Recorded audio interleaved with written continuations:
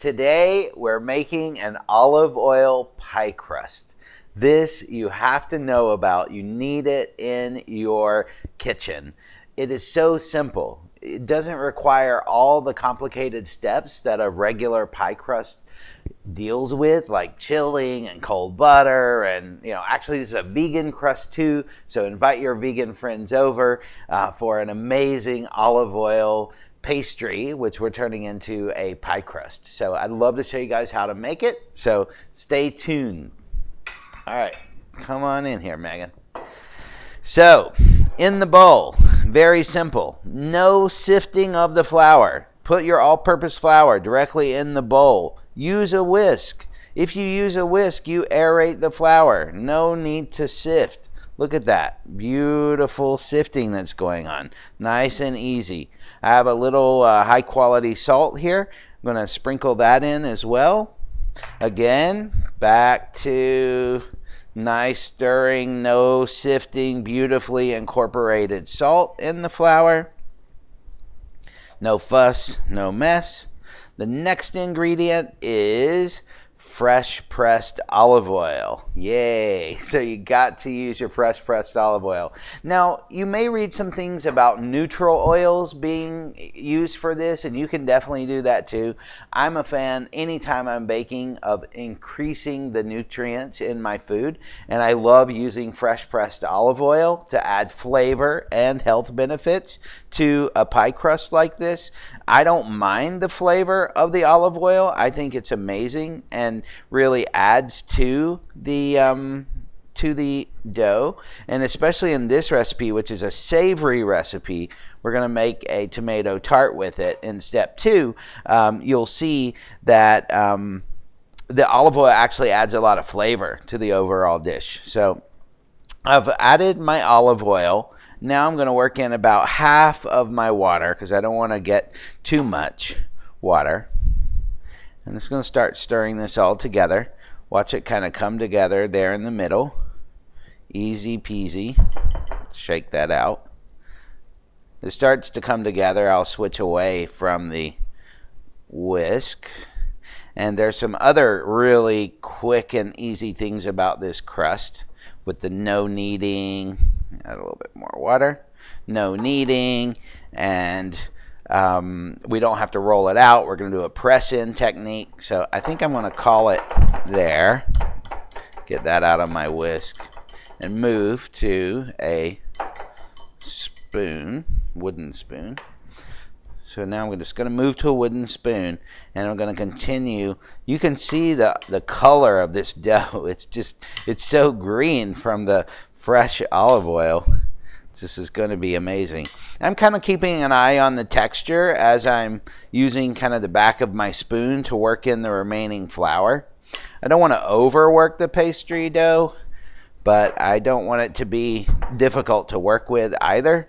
So I'm not going to add any more water. I think it's, I really don't want to use too much water. I prefer to work it just a hair more. As you can see, almost all the flour is out of the bowl. We're not aiming for perfection here, getting every last drop incorporated, because it's better not to overwork the dough. Just kind of using my finger and the spoon, kind of work those together. And I'm about to get my hands dirty anyway, so let's go ahead and start with that. So I'm just got a little bowl of flour here. Just going to kind of wet my fingertips. So I like to get in there and actually feel the dough, and then I can tell what's going on. And actually this is really, really nice. Really happy with this. So let's take the dough, just to get a little close up here. Megan, just see the little striations in there. It's just really, really nice and tender. It's a very tender dough, but very versatile. So I'm just going to take the tart pan here. You could use this. You could make quiches. You could do berry tarts. You could do savory. Really, there's just no limit to how you could use this dough. So I am excited for you guys to try this at home and just see how easy this is. Now this is a press-in dough. So again, no kneading, no fuss, no mess. This crust is actually pretty thick on this particular recipe, so you don't have to make the full quantity of the dough. Next time you need a pie crust, I like a nice thick pastry crust on my tomato tart. I'm just using my hand and the side of my wrist here. If you want to see the side there, Megan, I'm just kind of pushing that up into the corner. Exactly, getting a workout. Exactly. A little bit more. You guys get the idea, though.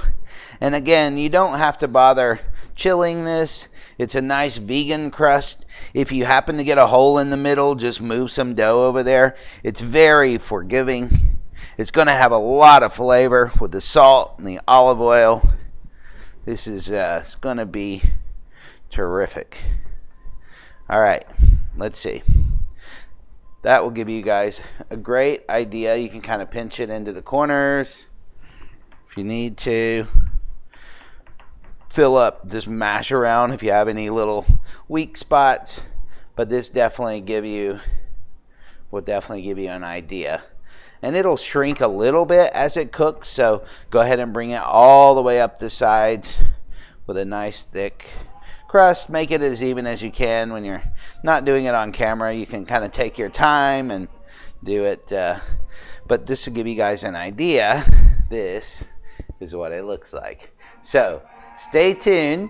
I'm going to, next step in this is we're actually going to fill it. So stay tuned. I'm going to bake it blind in the oven. I'm going to par bake it and then come back and fill it. So happy pie making. It's time to fill our olive oil tart. We're going to make a beautiful tomato tart. I have a great little selection of tomatoes here, and I also have the tart shell that we made earlier, the olive oil pie crust that just came out of the oven. Look how beautiful it is. It's going to bake again, so we'll have a little more time in the oven, but it's really just a lovely, you can already see it starting to flake a little bit there, beautifully flaky crust. So let me show you guys how to assemble the inside of this tart, the filling. So here in this pan, I have some caramelized onions, just typical caramelized onions. We've added a little bit of garlic. There's some minced garlic, which also cooked in here during, say, the last 5 minutes or so. Not to burn the garlic or anything like that, but this really creates a nice base of flavor. And then we're going to add to this caramelized onion and garlic mixture some really lovely Dijon mustard to bring up the flavor factor. And of course, we sauteed all of this in fresh pressed olive oil. And so I'm going to incorporate the mustard pretty well before I add the cheese. We've got a Gruyere cheese here, a beautiful Gruyere, grated Gruyere cheese. And here we have a Grana Padano cheese, which is pretty similar to a Parmigiano Reggiano. So you're welcome to substitute that if you don't have Grana Padano in the house. So there is this mixture. I'm going to add first the Gruyere. And let the onions cool a little bit before you work in the cheese, because you don't want the cheese to start to melt. And I'm going to add the other bit of cheese. Move the bowls out of the way. And now I'm just going to kind of incorporate these. So you kind of get this seasoned, really seasoned cheese and super savory cheese with the onions and the mustard. This really starts to come together, and this is going to be the base of the tart filling. It's going to be cheesy, tomatoey pie. Looks and smells incredible, guys. All right, so you can see I kind of have everything incorporated together. I'm going to just gently place this inside the tart shell and start spreading that around. You know what? I'm just going to use my hands a little bit because I'm going to be using my hands anyway here in just a few minutes. You can see, just the aroma of the mustard and the cheese is just so beautiful. Can't wait to, you're going to get all the tomato juices that are baking in there as well. Let me rinse my hands off there. All right. Also, once I have that in the pan or in the crust, I'm going to season this with a little bit extra salt and pepper. I did season the caramelized onions as well as they were cooking, but never hurts to add a little bit of extra seasoning along the way. Let me move this out of the way. I'm going to start layering on these tomatoes.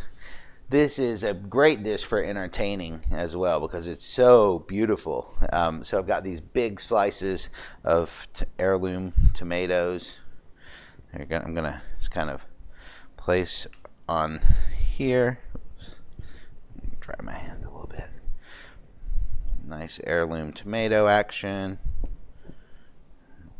Here in Asheville right now we have amazing tomatoes coming out of the garden. I also have some fresh thyme. I'm going to pull a few sprigs of that, kind of my own addition. But I'm going to throw in a little fresh thyme on here. I'll probably bake a few sprigs on top too, just because I like to do that. It's so beautiful for presentation. A little thyme in there. Now, I'm going to fill in all the little nooks and crannies here, all the little open spots. I'm going to fill that in with the different variety of tomatoes that we have. So I've got all different colors, sizes, got some orange and yellow, some plum and pear shaped, date shaped. I love these in Italy. They call them, I think, date tomatoes because they're kind of shaped like dates and they have a ton of flavor. Just kind of nestle all this together. And as it bakes, it's going to, all the liquids are going to come out. It's going to kind of dehydrate the tomatoes a little bit and increase their flavor. We'll season them here in just a moment as well. You don't have to be a perfectionist with this. You can make it as artful as you like. If you like to express yourself in the kitchen, you can get as fancy as you like. Let's see. I think that. See anywhere I missed there, Megan? Does that look pretty good? Giving it a little press in just to kind of flatten it into the onions a little bit. Man, I feel like I got to use every last tomato just because they're so pretty. I'm going to smush that in there. All right. And the next step is I'm going to lay a couple little sprigs, kind of nestle them in, of thyme around. Keep our fingers crossed that those don't burn while we're baking this. Maybe a little bit over there. And I'm going to add a little additional salt. You have the salt and the cheese, so don't go too crazy with the salt. I feel fine adding plenty of black pepper because I like a peppery. I think Southerners like a lot of black pepper, and I'm one of those. And then I'm going to, of course, anoint it with a very happy drizzle of fresh pressed olive oil. And the next step is to place this baby in the oven. The tomato tart is out of the oven. I can't wait to show it to you guys. It's so beautiful. Megan, show everyone how amazing this tart looks. This crust is just so beautifully flaky. All the thyme did really nice on top. Happy that it didn't burn. You can see the caramelized onion in there and the cheese. It's really, the tomatoes have just concentrated. The extra olive oil I drizzled on top, it's just really soaked in. I can't wait to cut a slice and try it. So let me see. I'm going to rotate this a little bit. Go for, all right. You know, it's always that first slice that gets you. So let's see how I can do this. I'm going to actually cut a pretty big slice because I'm hungry. Let's use the edge of my knife here. Whoops. Oh, there's a little Tart pan bottom in there. Guys, look at this. Oh, it looks so divine. Oh, here's a little the pastry crust here. Oh, looks so good. You know me, there's no way I can eat this without having a little extra fresh pressed olive oil drizzled on there. Because why not? Come over here, Megan. Let's give this thing a try. It smells incredible. It smells so delicious. Got it really layered up with the onion and the mustard, tart. Whoops. Alright, I got a little problem here. Didn't have a knife. I did not cut my... Alright. Let me find a better way to cut this. It's nice and cheesy, flaky. Man, this is going to be really yummy. There's nothing.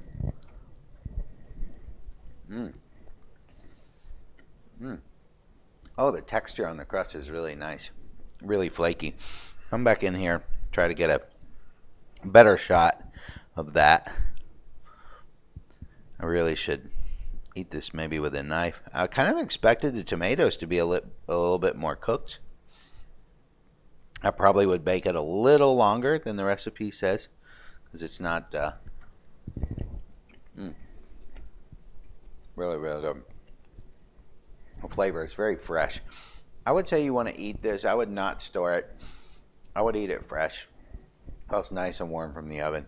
I think over a beautiful salad dressed with fresh greens dressed with fresh olive oil would be a fantastic meal.